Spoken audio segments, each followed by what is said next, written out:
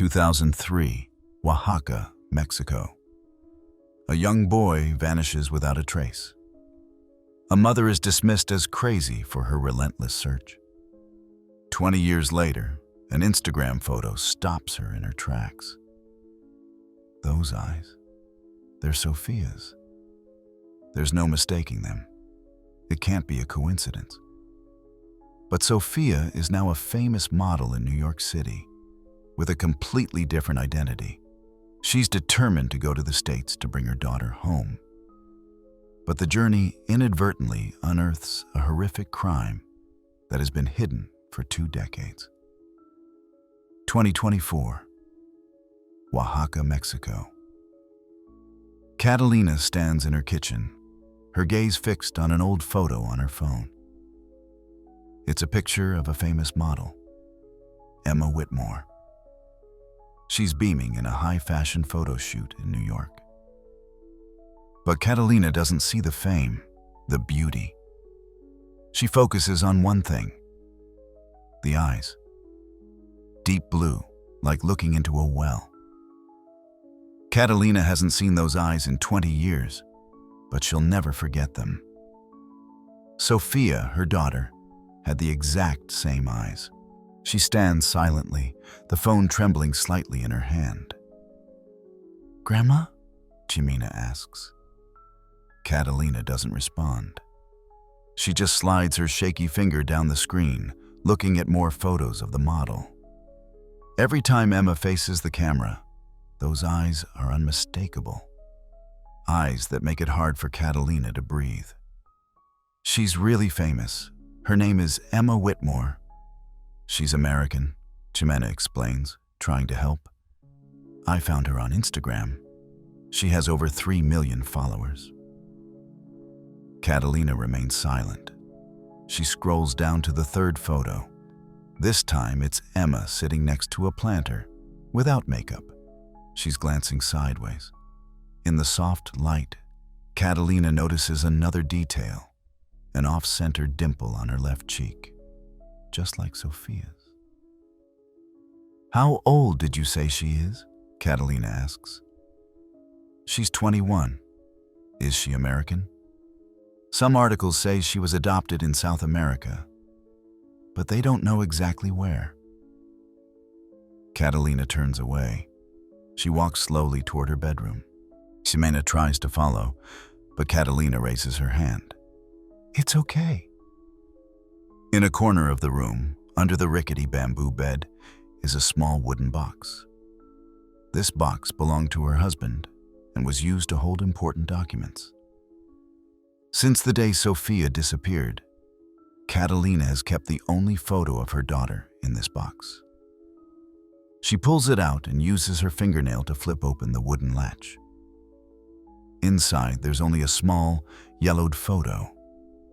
The photo shows her and Sophia when the Spanish nuns came to distribute charity in the village. In the photo, a nun is holding Sophia. Catalina stands next to them, her hand gently resting on her daughter's shoulder. Sophia is looking into the camera with big, round eyes. Blue eyes. Catalina takes the photo and walks back to the kitchen. "Ximena," she says, "show me the photo from before, again." Ximena hands her the phone. Catalina holds the actual photo next to Emma's picture on the screen. Nothing more needs to be said. The shape of the face, the nose, the jawline, the dimple, everything is the same. "Can you print this photo for me?" she asks. "What do you want to do?" "I'm going to America." Ximena is silent for a few seconds, then says, "But you don't have any family in America. What are you going to do there?" Catalina doesn't look at her granddaughter. Her eyes are still fixed on the picture of Emma's smiling face. She answers slowly and firmly, "I'm going to find my daughter." Ximena's eyes widen. "Your daughter? You mean, you think that person, the famous model, is Sophia?" Catalina nods, without hesitation. I don't think so. I know it. Ximena stares at her, shocked and confused. But how? I'll sell the land. I'll sell everything, just so I can go, she replies. Ximena swallows hard. Her voice drops. Are you sure? Catalina doesn't answer immediately. She takes a step back, placing the photo on the table as if she's afraid she'll break it if she holds it any longer. Then she turns, looking directly at Ximena. I'm not sure of anything except one thing. If there's a chance Sophia can hear my call, then I have to go. That night, sitting by the light of an oil lamp, Catalina takes out a notebook. She writes down everything she can sell, who might buy it, and how much money she hopes to get. It isn't the first time she's done this. But this is the first time she believes she isn't chasing a dream. She doesn't tell anyone else in the village. They're too used to Catalina living in the memory of a lost child. She doesn't need anyone to believe her. She just needs to see it with her own eyes. Before going to sleep, she opens Emma's photo one more time. She lingers on the photo of Emma in a white sweater, taken outdoors. The wind is gently blowing her hair, revealing her forehead and her eyes. Catalina looks for a long time. Then, in the darkness, she whispers, Sophia. The next morning, Catalina takes 2 sacks of corn to the market, trading them for some money and a few things to sell. Ximena goes with her, in silence.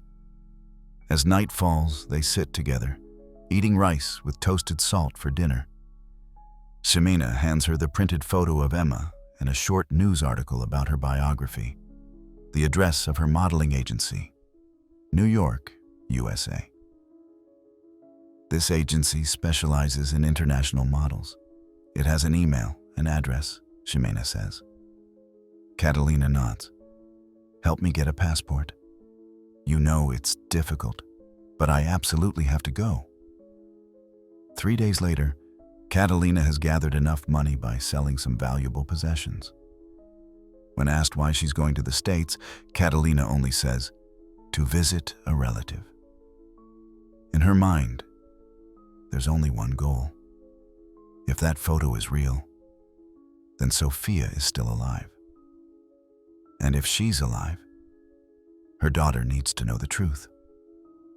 That night, Catalina carefully places the old photo in a plastic envelope. Outside, it's raining softly. The wind is seeping through the crack in the door. Catalina listens to the rain and then closes her eyes. Before falling asleep, she whispers, This time, Mom will find you. Back in 2003, Sophia was just over a year old. It was a dry summer. The entire mountainous region of Oaxaca was parched, the crops withered. Back then, Sophia was the only child in the village with fair skin and blue eyes. Every time Catalina took her daughter to the market, people stared. Some asked quietly, Is your husband Spanish? Others blurted out, She looks more like a doll than a village girl. Catalina didn't answer. She just lowered her head and smiled slightly. A fleeting smile. Like someone who has just received the most precious compliment of her life. Then she stepped forward, picked Sophia up, and hugged her tight. Thank you, she said softly, with a firm voice. She's my light. That day, a group of Spanish nuns arrived in the village. They distributed rice, powdered milk, and some cough medicine for the children. A young nun, with brown hair pulled back in a bun, asked to hold Sophia for a souvenir photo. Catalina agreed. The photo was developed the next day and given to her, becoming the only photo she kept her entire life. A week later, early in the morning, Catalina had to take care of some urgent business at work. She asked the elderly neighbor to watch Sophia for a moment. The baby was still asleep. The door was ajar. When Catalina returned, it was barely dawn. She saw the door was wide open. There was no crying, no one was home. She called, "Sophia! Sophia!" No one answered. She ran through the yard, through the garden. She only saw a small scarf of her daughter's lying on the doorstep. There were no signs of a struggle, no strange footprints. She shouted to the neighbors. The old woman stammered, "I just went inside to get some water, just for a minute." The local police arrived. They searched the village, shined lights into the nearby stream, and concluded maybe the girl crawled and slipped off the cliff. Catalina screamed. She was barely taking her first steps. How could she crawl all the way there? But no one kept searching. A week, then a month, then 3 months passed. Not a sign, not a clue. Catalina went to every village in the area. She handed out flyers, taped photos of her daughter to the lampposts with old tape. She asked everyone, every child. Some said, "I saw a foreigner pass through here back then." Others said, "I saw a strange truck parked near the forest area." But it was all vague. No one clearly saw the faces. No one clearly remembered the date. Years later, the people of the village began to see her as the crazy mother. They pitied her, but they avoided her. They avoided mentioning Sophia's name in front of her. But Catalina didn't give up. She still kept that photo, still whispered her daughter's name every night. She still believed, she's not dead. Someone took her. Now, standing in the old house, she opens the metal box. The photo is still there. A little faded by time, but Sophia's features are still clear. Her eyes still seem to be looking at her. Catalina puts the photo in a cardboard folder, lines it carefully with cloth, and wraps it in clean newspaper. That afternoon, she walks to the nearest town. There's a small photography shop there with old machines. But the owner is kind. "Can you scan this photo for me and then email it to my niece?" she says. The photo shop owner looks at her and nods. Catalina waits for over half an hour. When the photo is scanned, the owner asks, "Who should I send it to?" She takes out the paper Jimena had written on. Marisol Reyes, legal@gmail.com. She's a lawyer in America. Send it to her with a message. "I think the person in this photo is my daughter.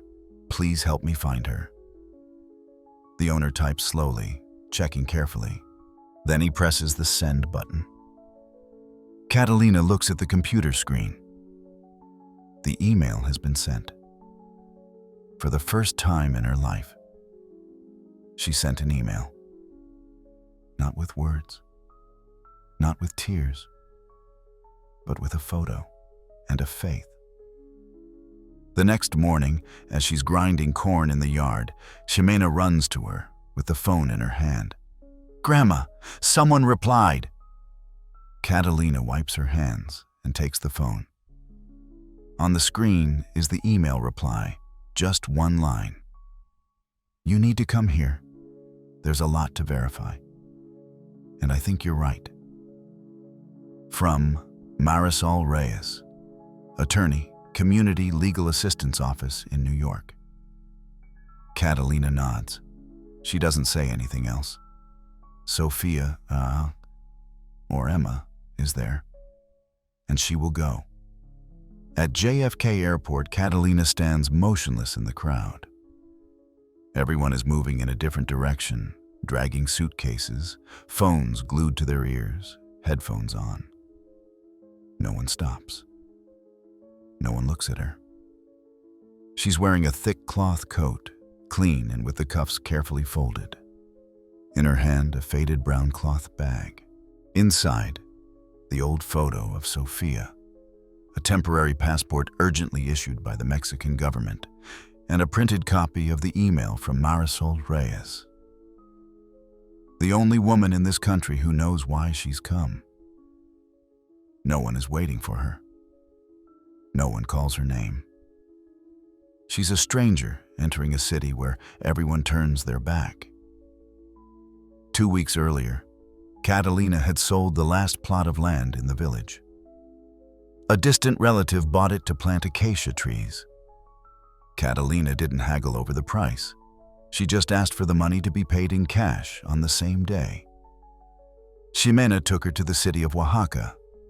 They stayed at an acquaintance's house for 2 nights to process the paperwork and buy a one-way plane ticket to New York. Ximena helped her fill out the information, sign, and explained how to get on the plane. You just have to follow people. Wherever they go, you go. Someone on the plane will show you your seat. The flight departed from Mexico City. Catalina sat in a closed cabin for the first time, watching the clouds floating at eye level through the airplane window. She didn't sleep. She just hugged the cloth bag against her chest. Every time the reading light came on, she looked at Sofia's photo, the only one, as if to remind herself the reason she was flying. Getting off the plane at the airport, Catalina didn't understand anything. The maps hanging on the wall were all in English. There was no sign that said Marisol Reyes. No one spoke Spanish. She followed the crowd toward the exit, passed through security, and stopped in the taxi area. She showed the printed paper with the lawyer's office address. The taxi driver looked at her and shook his head. Cash? She didn't understand. She took out a bill. He nodded. She got in the car. The taxi took her to a busy neighborhood with tall buildings close together. The driver pointed. There. That's your place. She got out and looked around. The sign on the wall had small letters in English and Spanish. Community Lawyers Association, Marisol Reyes, attorney. The glass door opened when she pushed it gently. Inside was a small office with a few desks, a bookshelf full of files, and a faint smell of coffee. A woman in her 30s, with black hair pulled back, came out from the back. Catalina. Catalina nodded. She couldn't say anything more. Her lips were dry from the cold wind and anxiety. I'm Marisol, the woman said softly and clearly. Please, sit down. Marisol poured water and put a notebook in front of her. Can you tell me from the beginning? Every detail. Catalina opened her bag, took out the photo, and placed it on the table. This is my daughter, Sofia. She disappeared in 2003. Marisol examined the photo very carefully. Then she opened her computer and typed Emma Whitmore. The screen showed a series of images of the young model with professional lighting, evening gowns. But Catalina only looked at the eyes. In all the photos, the eyes were the same as in the old photo, deep blue and deep. Marisol stopped the mouse on a portrait. She said slowly, Emma. She's 21 years old. She's a model. She lives in New York. She's registered as the adopted daughter of the Whitmore family, a wealthy couple. Catalina asked, Is there any record of who the birth mother is? No, Marisol replied. There's no information. It only registers that she was adopted through an organization in South America. The country isn't known. Both looked at the screen. Marisol enlarged the photo, the shape of the face, the jawline, and the off-center dimple on the left side. She nodded. I'm not sure, but the probability is very high. Catalina said, I don't want money. I'm not asking for anything in return. I just want to see my daughter once. See her with my own eyes. Marisol was silent for a moment, then said, "We can send a legal letter. As a person with a possible blood connection, if she agrees to meet, we'll arrange the appointment here with her legal counsel present." Catalina nodded. Before leaving the room, Marisol opened a drawer in the cabinet and took out a clear plastic envelope. Inside was the old photo that Catalina had emailed, now printed in a larger size. She put the photo on the table and said softly, "We're going to show them, and they'll have to face the truth." Catalina sat there, her hands on her cloth bag. No one in that building knew who she was. But that photo and the look on her face would soon tell them everything. Emma Whitmore walked into the conference room of a gray stone building in downtown Manhattan. The receptionist on the ground floor had checked her name, confirmed her invitation letter, and directed her to the 7th floor. Community law office wasn't the kind of place she normally frequented. No flashes, no runways, no one waiting to take her picture. She was wearing a beige coat, sunglasses covering half her face. In her hand, a small purse. The family's attorney, Carolyn Strauss, walked beside her. "Just listen. Don't say too much," she warned. Emma didn't reply. She didn't understand why a law firm had sent her a letter requesting a meeting, and from an unknown Mexican woman. The conference room was small, with dim lighting, and on each side of the table sat 2 different parties. Catalina was already seated. In front of her was a photo, already old, carefully placed in the center of the table. Marisol stood up to greet them. "Thank you for coming." Carolyn nodded. "We have a tight schedule. Please be brief." Emma pulled out a chair and sat down. Her eyes scanned the room. They stopped when they met Catalina's eyes. A strange flicker appeared briefly on her face, and then disappeared. Marisol sat down and said slowly, "We requested this meeting today to verify information about a possible connection between Miss Emma and Mrs. Catalina, a woman who lost her daughter in 2003 in Oaxaca, Mexico." Carolyn reacted quickly. "We've reviewed the letter. Emma was legally adopted in the United States. This has no legal basis."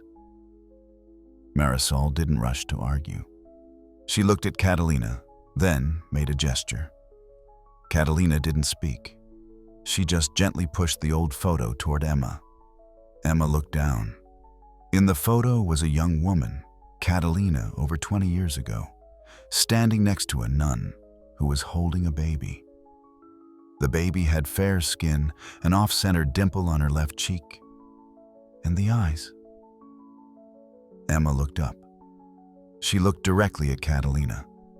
The entire room fell silent for a few seconds. "I've never seen her," Emma said quietly. "I only know that I was adopted. I was told I was born in South America. There are no other details." Catalina nodded. She didn't expect immediate recognition either. She just asked, with an even voice, "Have you ever heard anyone sing you a lullaby in Spanish? No words, just a melody, since you were little?" Emma was still. Her lips parted slightly. She turned to Carolyn as if expecting an explanation, but no words came. "There's a song," Emma said slowly. "I've heard it in my dreams since I was little. No one at home knew that song. I thought I imagined it." No one said anything more, only the soft hum of the air conditioning in the ceiling. Emma looked at the photo again. Then she looked at Catalina. Carolyn interrupted. "If you have any proposals, send them in writing." Marisol nodded. "We propose a DNA test. If both parties agree, we'll cover all expenses. This is completely voluntary." Emma closed her eyes for a few seconds, as if thinking deeply. Then she opened them and said clearly, "I agree. If this helps me understand who I am, then I want to know. Carolyn turned, trying to stop her, but Emma raised her hand to signal her. I decide. The meeting ended quickly. No handshakes, no smiles. Catalina got up first. She bowed her head in greeting, then turned and left, without looking back. Emma remained still, her eyes still fixed on the photo on the table. As Catalina entered the elevator and the door was about to close, she, without thinking, turned her head. In a brief instant, their eyes met again. And this time, Emma didn't see her as a stranger. She saw something familiar. She couldn't name it, but it was real. The encounter between two worlds had taken place. One carried an American birth certificate, stage lights, and a constructed identity. The other only had an old photo and 20 years of agonizing searching. The DNA test would be the next step. But what had already begun was the doubt that had infiltrated the heart of the adopted girl, and a lullaby without words that claimed her true name. At 3:27 in the morning, Marisol Reyes's phone vibrated softly on the nightstand. She didn't intend to open her eyes, but seeing the title on the screen, DNA test results, 99.999% match, she got up immediately. Without coffee, without changing, Marisol barely had time to put on a jacket, grab the envelope of results, still hot from the printer, and rush out of her apartment. The early morning streets weren't crowded yet, but she practically ran to the taxi stand. 3 insistent rings echoed. The apartment door opened slightly. Emma stood there, hair disheveled, face unwashed, eyes red as if she had just woken up from a dream. She saw Marisol and didn't ask anything. She just stepped back, opened the door wide, and said softly, "You have the results, right?" Marisol nodded. She handed her the envelope without saying anything more. Emma opened it, pulling out the paper bit by bit. The line in bold appeared clearly in the center of the page. Result: Catalina is the biological mother of Emma Whitmore. 99.999% match. A long silence. Emma sat down on the couch by the window. The dawn light was beginning to filter through the glass. She stared outside, eyes wide, holding the paper in her hand. When I was a girl, I used to dream that I was in a place with a lot of dust, like red dirt. The sun was shining directly on my head. I didn't see anyone. I just heard someone singing. No words, just a melody repeating over and over. Marisol sat opposite, without interrupting. She let Emma speak for herself, phrase by phrase, as if she was peeling off layers of skin. An hour later, Emma made a phone call. She called her adoptive parents, Mr. and Mrs. Whitmore. "I need to see you in person," she said, "today." The meeting took place in the living room of the Whitmore house. A large house with dark wood floors, walls with European paintings, and a soft, yellowish light. Emma put the test results on the table, pushing them toward them. Mr. Whitmore picked up the paper. Mrs. Whitmore stood behind the chair, her hand on the back, saying nothing. "I need a clear explanation. Do I know you're still hiding something from me?" Emma asked, without raising her voice. After a long time, Mr. Whitmore put the paper down and sighed. "We received you from a man," Mrs. Whitmore said. That year, he presented himself as a missionary who worked in the mountainous region of South America. "David Bishop," Mr. Whitmore continued. "He said that you were an orphan, that your mother had died of an illness, and that you had no close relatives." We tried to verify it in many ways. But he had documents, even a confirmation from the consulate. We believed him. Emma didn't react. She only asked, "Do you still have those documents?" Yes. Mrs. Whitmore went into the next room and took out an envelope with a file. Inside was the adoption contract printed in 2004, the consulate's stamp, the signature of the coordinating staff, all legal. Marisol turned each page. Her face didn't change, but her eyes visibly tightened. "These documents," she said, "aren't legal if they're based on a kidnapped child." At that very moment, the door to the meeting room burst open. A man in a suit entered and quickly introduced himself. "I'm Richard Hale, legal representative for the Whitmore family." He placed his briefcase on the table with a firm voice. "If Miss Reyes and Mrs. Catalina continue to make accusations without evidence, we'll be forced to file a lawsuit for defamation, slander, and invasion of privacy. My clients adopted their daughter through a legal channel, with a file approved and archived by the U.S. consulate." The tension was palpable. Marisol remained calm. "We're not accusing. We're requesting a verification." Catalina stayed still, without speaking. Emma got up and left. No one stopped her. She put on her coat, went out the door, and closed it. She walked aimlessly. She went 3 blocks and came to an old photography shop. Hundreds of frames hung there, of babies, families, memories. Emma stopped in front of the window, looking at herself in the reflection. She took out her phone and opened the photo gallery. The first photo, her in a white dress, taken with Mr. and Mrs. Whitmore when she was little. The next, taken on the Milan runway, bright lights. The next, a selfie backstage, smiling. She swiped slowly, until the photo that Marisol had given her, the photo of the woman next to the nun, the dimpled baby. The eyes were exactly the same as hers.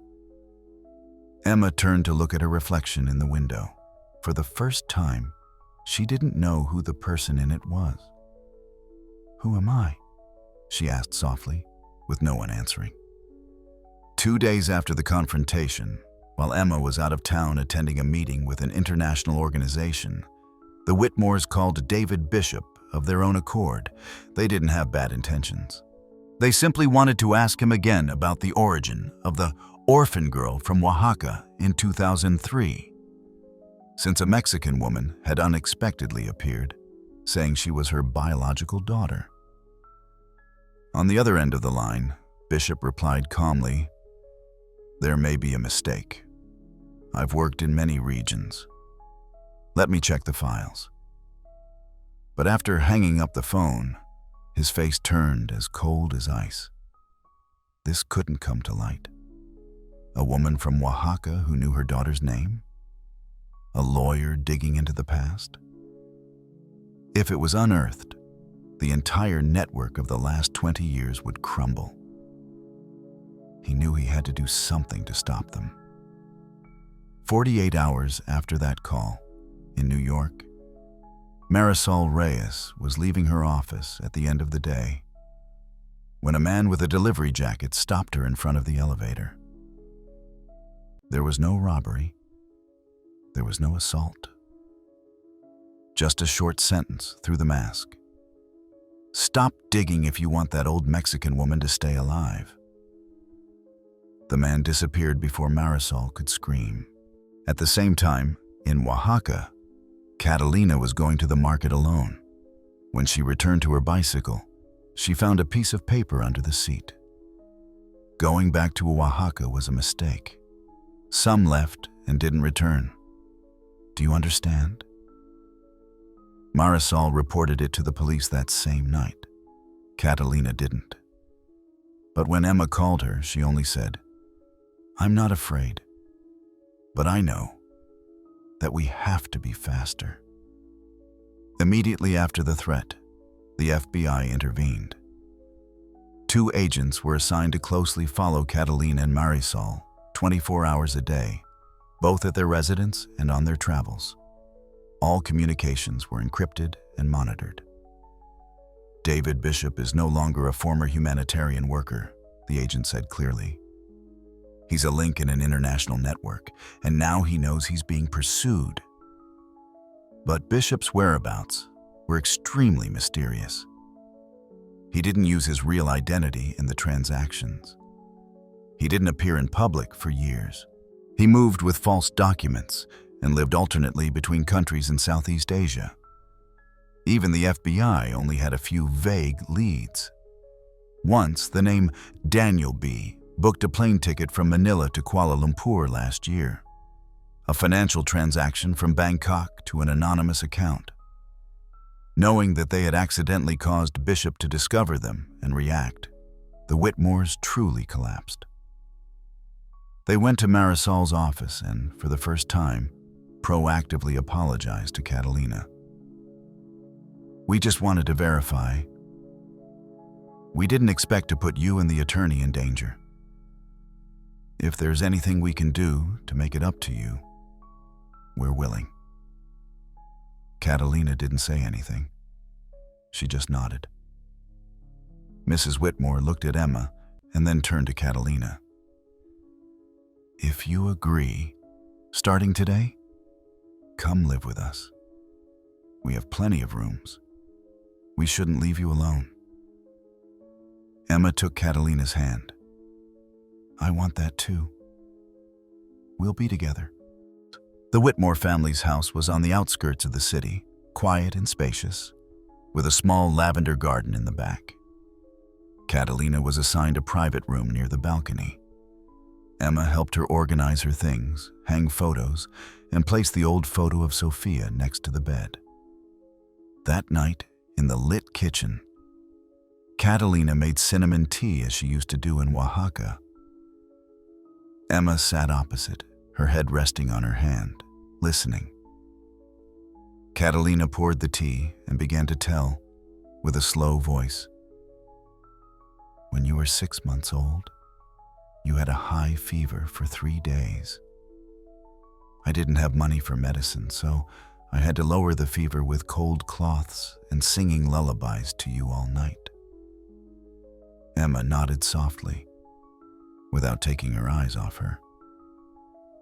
"You liked to play with water?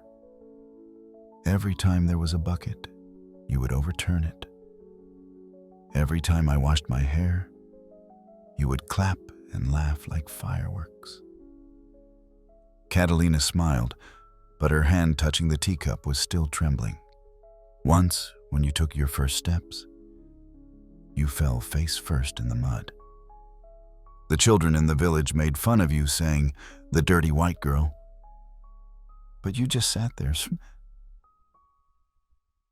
You're smiling." Emma didn't say anything.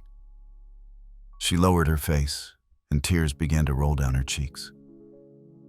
"Do you remember anything?" Catalina asked softly. Emma swallowed hard and then shook her head. "I'm not sure. Only that every time you tell me, my head hurts, as if I'd heard those stories in a very long dream." Catalina got up and walked around the table. Emma got up too. Nothing more needed to be said. Both came closer and hugged in the lit kitchen. Only the steam from the tea and the wind blowing through the window could be heard. No one cried out loud. Only the tears fell on each other's backs. For the first time in 20 years, in the arms that should never have been lost. The next day, while reviewing all the old documents, Mr. Whitmore found an old postcard sent from Bangkok in 2005 with familiar handwriting. "All is well. The children here need a lot of light. DB." Immediately, Marisol informed the FBI. They delimited the area and determined that David Bishop was using a new identity, operating a small organization in Bangkok called Hope Horizon International. The arrow pointed in one direction, and this time the FBI didn't wait. They acted. In the breakfast lounge of a 4-star hotel in Bangkok, Thailand, a white man with a gray beard bowed his head to pray before his plate of hard-boiled eggs and toast. The ID card pinned to his clean shirt read, "David Bishop, Hope Mission Organization." He closed his eyes, his lips moving as if whispering a familiar prayer. But in his eyes, there wasn't a hint of light, only calculation. At the same time, in New York, Marisol had completed the entire file. Evidence related to Sophia's kidnapping, forged adoption documents, letter of confirmation from the Whitmores, David Bishop's indirect statement by phone, tracking information for the location of the Hope Horizon International organization in Bangkok. She took the originals to the federal office in Brooklyn and handed them directly to the FBI's anti-trafficking department. A digital copy was immediately sent to Interpol, marking the file as ongoing risk, high priority. That afternoon, as Marisol was leaving headquarters to return home, her car stopped at an intersection on 38th Street. Red light. A black SUV from the other side of the street suddenly accelerated, heading straight for the side of her car. With extremely quick reaction, Marisol turned the steering wheel to the right, crashed into a lamppost, and the airbags deployed. The SUV braked sharply and then reversed, fleeing immediately. When the police and the FBI arrived at the scene, Marisol had already been taken to the hospital. She wasn't seriously injured, but she had a dislocated left shoulder, scraped hands, and very high blood pressure. The agent in charge of the Bishop case arrived at the emergency room in less than 30 minutes. "This is no longer a warning," he said, emphasizing each word. "He has directly attacked the person who presented the evidence." Another agent added, "He didn't run away. He's reacting. That means he still thinks he can escape." The FBI immediately raised the case to a level of federal danger, issuing an urgent alert to the entire international police system. The next day, Interpol issued an international arrest warrant, red notice, with the identity David Bishop, charges human trafficking, forgery of international documents, risk of attack on witnesses. He no longer had any escape. Less than 48 hours later, the Thai police, in coordination with the United Nations Office on Drugs and Crime, executed the international arrest warrant. In the hotel restaurant, as David Bishop was pouring milk into his coffee, 2 plainclothes officers approached and showed him the arrest warrant. "David Bishop?" "Yes, I am." Before he could say another word, he was handcuffed. "His name is David Bishop. There's an international arrest warrant," confirmed a Thai police officer in English, and then pushed him out of the hotel lobby. Bishop struggled a bit and said in a sharp English voice, "I'm a missionary. I have permission to operate. They are arresting me by mistake." But no one stopped. No one answered. As he was being escorted away, he tried to look around, repeating, "Call the embassy. I'm an American citizen. I'm helping poor children." In his eyes, he still couldn't believe that his hiding place, after so many years, had been discovered in that way. No one reacted. When he got into the car, he fell silent. The handcuffs squeezed his wrists, making a clicking sound. He only had the look left, fixed through the car window, as if he already knew that this day would come. Only not so soon. At Bangkok Police Headquarters, during the initial statements, David Bishop sat in front of 3 investigators from Thailand, Mexico, and the FBI. At first, he remained silent, only demanding to call a lawyer. But under continuous interrogation, false documents, lists of money transfers, photos of the orphanages he used to frequent, Bishop began to falter. After 3 hours, he said the first sentence, "Okay, I'll talk." His target was poor families, especially children with a Western appearance, fair skin, light eyes, and healthy. He posed as a missionary, organized free medical consultations, distributed aid gifts, and befriended the families. Then he approached, looking for the opportunity to separate the child from their guardian. In Sophia's case, he had allied with a local poor man who lived near Catalina's village. This man had noticed Sophia because of her different appearance. One night, when Catalina was in the field, the man opened the back door of her house, picked up the girl, and handed her over to Bishop, who was already waiting in the car. They left the village that same night. The girl was taken to Guatemala by land and then transferred to a covert orphanage operated by Bishop. There, he forged birth certificates and began the international adoption process using his contacts at the consulate. The FBI sent someone to contact Marisol. Catalina was invited to testify to support the investigation. During the statement, she accurately described the man who used to lurk around the village in 2003. Tall, with brown hair, spoke Spanish with a strange accent, always accompanied by a van with a yellow cross symbol. A photo of David Bishop was shown to her. Catalina looked at it once, nodded. "It's him." Through the seized files, the FBI discovered a portable hard drive containing a list of more than 50 files of children from Latin America. With complete false names, photos, and legalized adoption documents. Emma was just one of the few victims who could currently trace their true origin.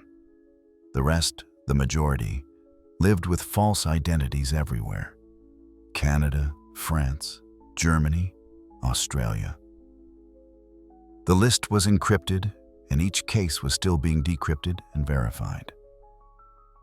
The news of Bishop's arrest spread through major newspapers. The headlines appeared clearly: "Fake missionary-led transcontinental human trafficking network." Hope Mission was a cover for an international child theft ring. In the court of first instance in Bangkok, David Bishop underwent an initial trial to prepare for his extradition to the United States. Before the reporters, the judge, and the lawyers, Bishop showed no remorse. When asked if he wanted to say anything before the hearing, he only said coldly, "I only gave those children a better future." Behind the railing of the room, Catalina stood up, her voice firm. "Then, you'll die with their past." The case isn't over. But the true identity of the philanthropic imposter has been unmasked. No prayer can now cover up the sin under the mantle. And no child on his list will ever be called nameless again. In the federal court of New York, the largest courtroom on the 5th floor was packed from early in the morning. Outside, long lines of reporters huddled behind barriers, their cameras pointed directly at the heavy wooden door. The microphones bore logos from everywhere: Univision, Telemundo, El País, Reuters. Inside, David Bishop was brought in through a back door. He wore a dark suit, his hands cuffed, his face cold as stone. In the first row, reserved for the plaintiffs, Catalina sat with her back straight. Her hands were tightly intertwined, and an old embroidered cloth handkerchief rested on her lap. Behind her, Emma, now without makeup, without expensive dresses, but simply a young woman standing between two worlds. She was no longer Emma the model, but Sophia, the daughter found after 20 years. The hearing lasted more than 4 hours. Representatives from Peru, Bolivia, Guatemala, and Mexico were present. Each country with at least one case of transfer of children by Bishop in his network. The evidence was presented: list of children, false passports, photos of missionary activities, money transfer accounts. Everything was digitized on the screen in front of the jury when she was invited to testify. Emma took the witness stand.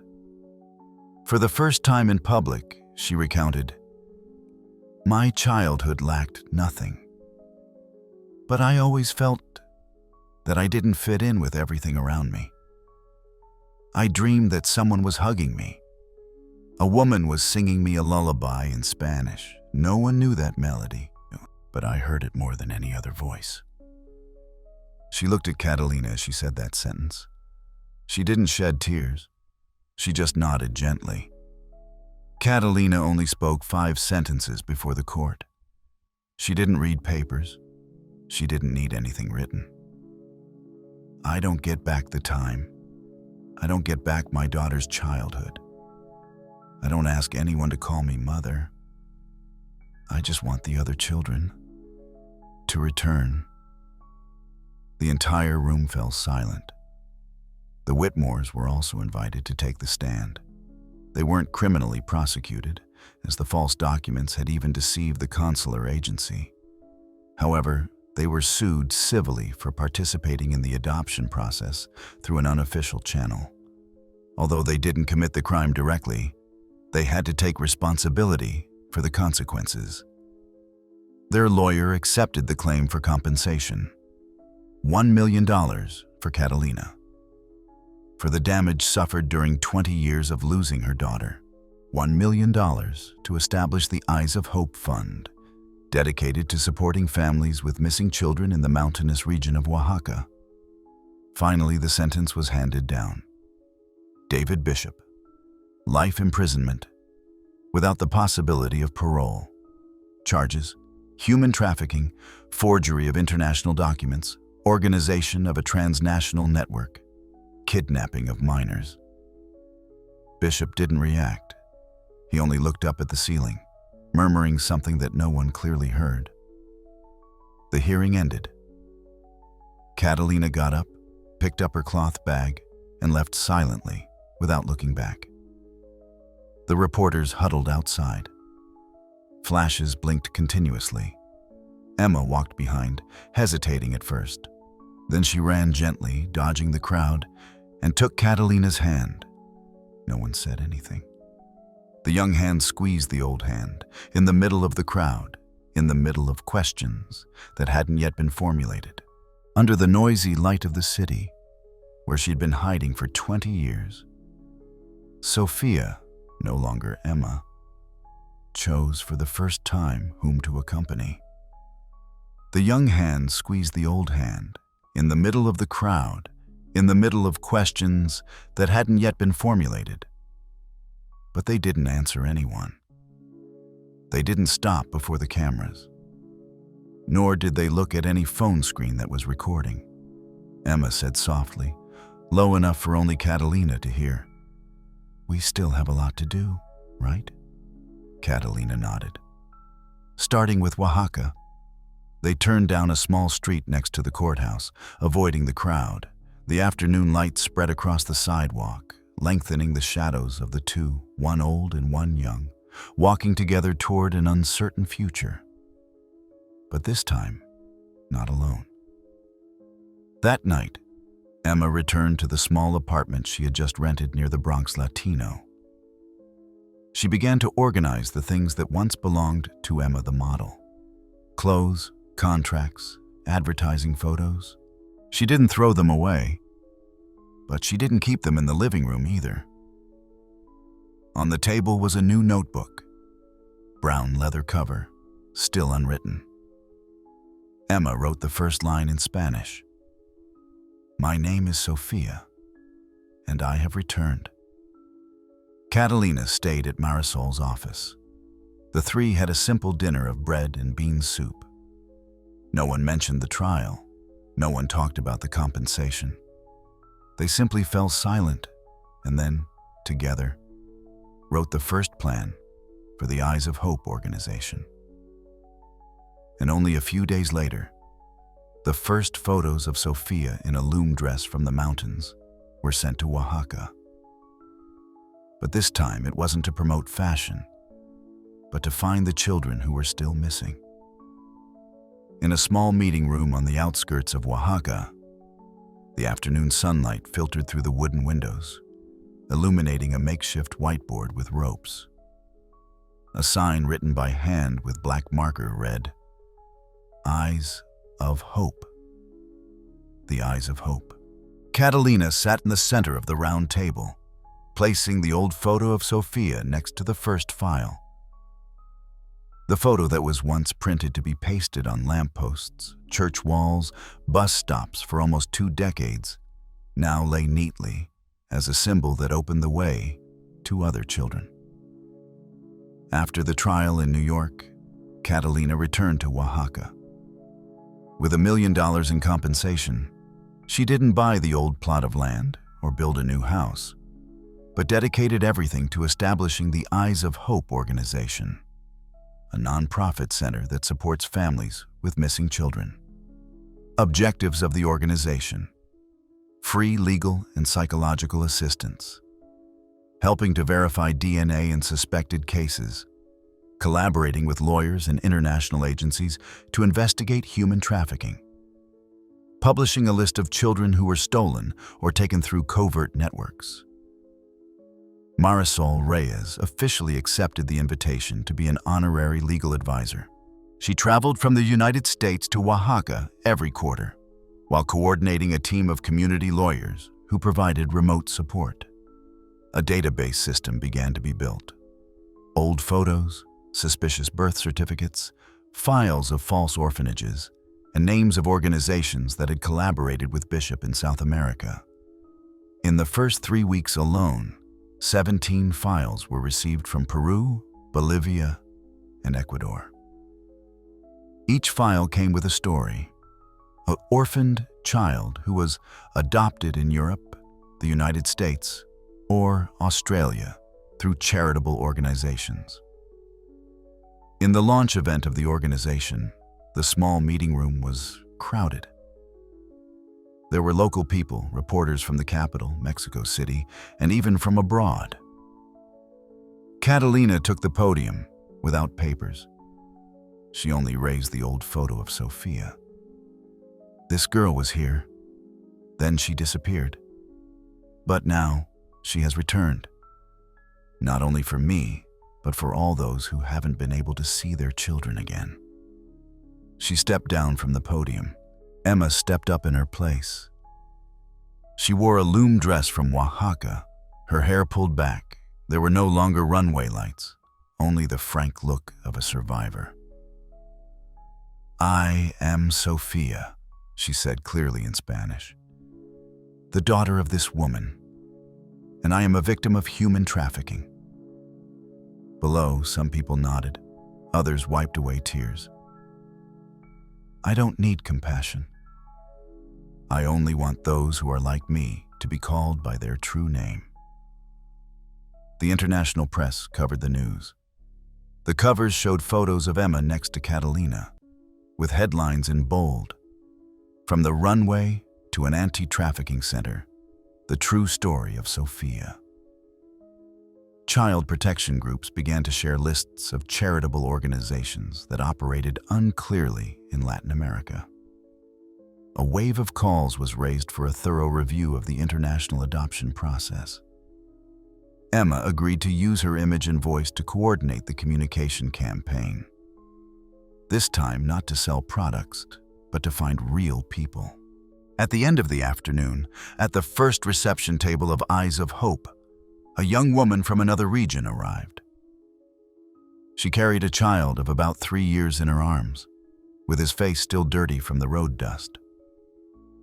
She sat down, took out an old photo, and put it on the table. Her voice was very low, almost a whisper. 17 years ago, I lost my first daughter. No one found her. I want to take a DNA test. Can I? Catalina brought a chair closer, gently placing her hand on the photo. We'll help you, starting today. Outside the window, The afternoon sun bathed the white walls in gold in the small room, without anything modern. People were beginning to arrive for a simple reason.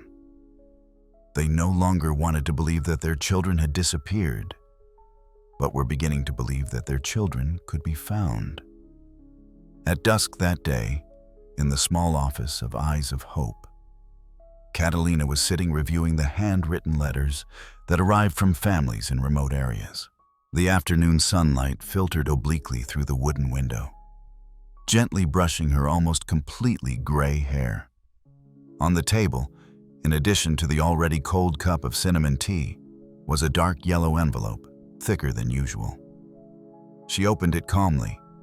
Inside was a letter, some old photos, and a small piece of paper written in messy handwriting.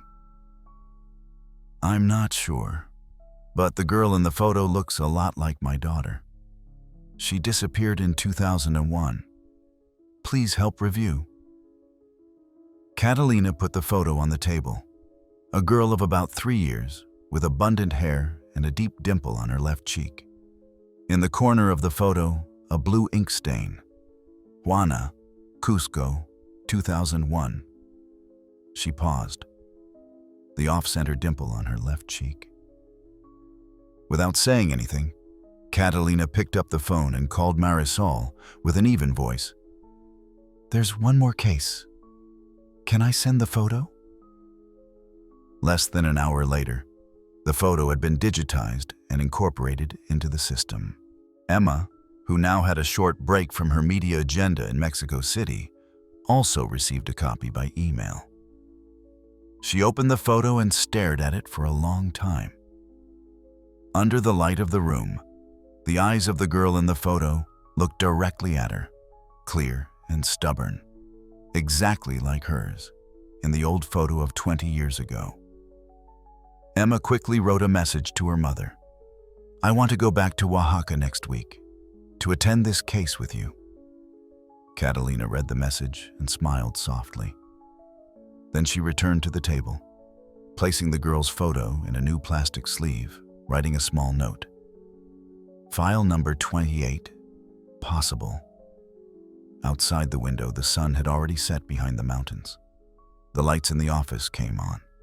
The shadows lengthened on the white walls, where faith and memories were being named, little by little. Surely you have once looked at an old photo and felt moved, not because it was pretty, but because it evoked something that once was everything. If you have read this far, it is likely that you also carry within you something that you still cannot name. A loss, a forgotten faith, or an unanswered question. The story of Catalina and Sofia is not only a journey to find a loved one, but also a journey to expose a silent crime that took place in broad daylight. And most importantly of all, it is a journey to restore true identity, true memory, and true love.